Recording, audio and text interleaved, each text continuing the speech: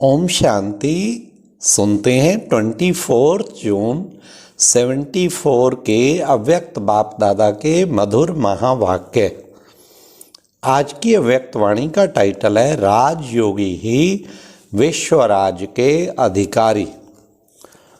आज की मुरली में बाबा ने योग की महिमा क्या है, योग के कई रूप बाबा ने बताए। फिर बाबा ने कहा राजयोगी किसे कहेंगे, और साथ साथ बाबा ने विश्व महाराजन व विश्व महारानी बनने के लिए क्या धारणा चाहिए, और लास्टली बाबा ने कहा फर्स्ट ग्रेड महारथियों को किस बात में मम्मा बाबा को फॉलो करना है। तो सुनते हैं 24 जून 74 की मुरली। राजयोगी ही विश्व राज्य के अधिकारी।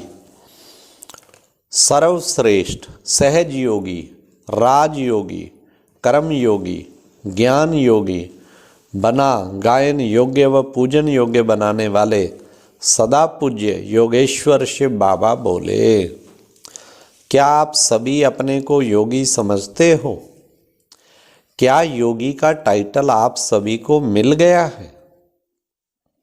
योगी होते हुए भी आप सभी एक जैसे योगी तो नहीं हो, बल्कि नंबरवार हो।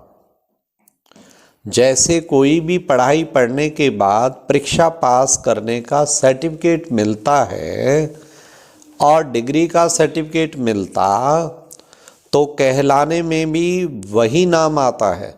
जैसे कि वकील हैं व डॉक्टर हैं, ऐसे ही यहाँ भी जब नॉलेजफुल बाप के द्वारा योगी और भोगी जीवन की नॉलेज मिली है, तो भोगी के बाद मर्जीवा बने तो यहाँ भी ब्रह्मा कुमार व ब्रह्मा कुमारी का टाइटल मर्जीवा बनने के बाद स्वतः ही मिल जाता है।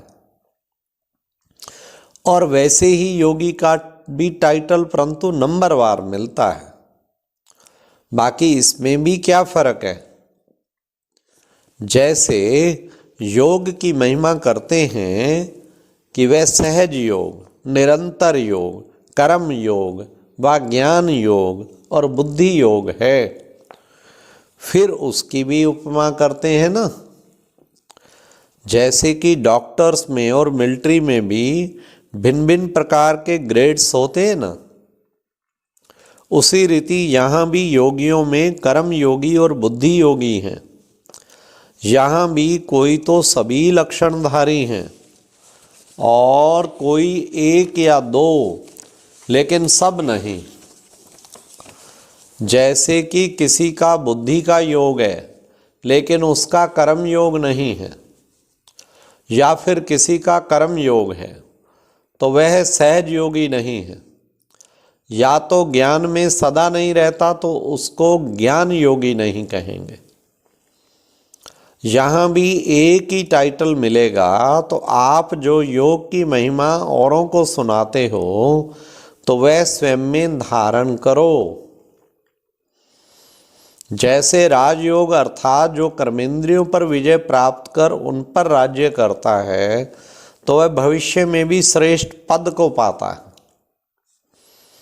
राजयोगी का अगर पावरफुल योग है तो ही उसको राजयोगी कहेंगे, अन्यथा उसको योगी ही कहेंगे। राजयोगी का बाबा ने अर्थ बताया, अगर पावरफुल योग है तो ही उसको राजयोगी कहेंगे, अन्यथा उसको योगी कहेंगे, लेकिन राजयोगी नहीं कहेंगे। अब तो ये चेक करो, क्या मैं सभी टाइटल धारण करने वाला योगी बना हूँ? हाँ, जो बाबा ने बताए, कर्म योगी, ज्ञान योगी, सहज योगी, बुद्धि योग तो बाबा ने कहा अब तो ये चेक करो, क्या मैं सभी टाइटल धारण करने वाला योगी बना हूँ? कोई के 8-10 तो कोई के 1-2। जैसे डॉक्टर, वकील और इंजीनियर मिलिट्री में सब होंगे, वहाँ कर्नल भी होगा, लेकिन उसकी लिस्ट तो अलग अलग होगी। जैसे बनारस में भी यूनिवर्सिटी द्वारा टाइटल मिलता है, कोई को 1, 2 या 6 और कोई को 8-10। वैसे ही यहाँ भी टाइटल लेते हैं। सिर्फ इसमें ही खुश नहीं होना कि मैं योगी हूँ। जो महिमा योग की गाई जाती है, अगर इन सबको अपने जीवन में धारण किया है तो वह जितना ही यहाँ गायन होगा तो वह उतना ही वहाँ पूजनीय होगा। जैसे लौकिक रीति में भी बच्चा बाप की पूजा नहीं करता, लेकिन बाप को पूजनीय तो कहता है ना। इसी प्रकार जो सतयुग में प्रजा होगी वह पूजा तो नहीं करेगी, लेकिन पूजनीय तो कहेगी ना, अर्थात रिगार्ड तो देगी ना। अब लिस्ट निकालो कि आपने अपने में कितने टाइटल धारण किए हैं और फिर चेक करो कि आप में किस में कमी है।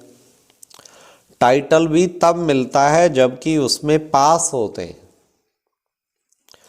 तो जब आपको भी अपनी सहज योगी की स्थिति दिखाई दे, सभी ये महसूस करें कि आपका सहज योग है, तब ही पास कहेंगे ना।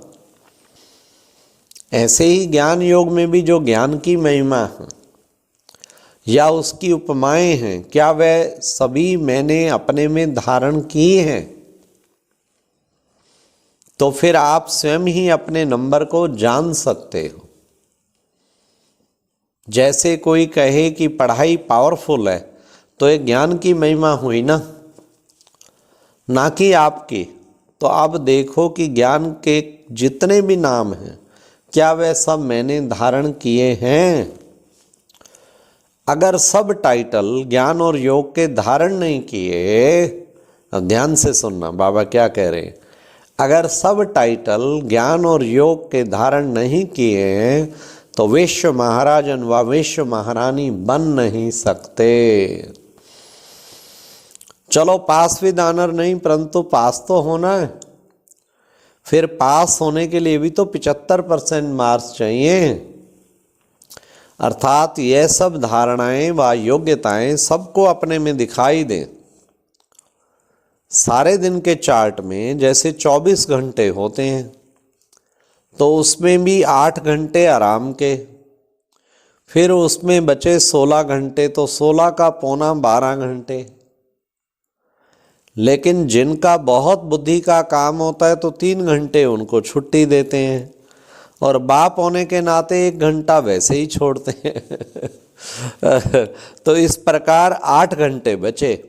तो सहज योगी, राजयोगी आदि जो भी ज्ञान और योग के टाइटल हैं, वे आप में 8 घंटे तो पूर्ण रूप में होने ही चाहिए, जिससे कि अन्य आत्माएं भी यह महसूस करें। हाँ, क्या महसूस करें? वह सर्टिफिकेट प्रदान करें कि हाँ यह सब लक्षण इसमें हैं, तभी इसमें 75% मार्क्स मिलेगी। जो महारथी हैं अर्थात पास विद ऑनर होने वाले हैं, तो उनकी नींद का टाइम भी योग युक्त स्थिति में गिना जाता है। उनकी स्टेज ऐसी होगी जैसे कि पाठ समाप्त कर वह स्वयं परम धाम में है और उनको योग की ही महसूसता होगी।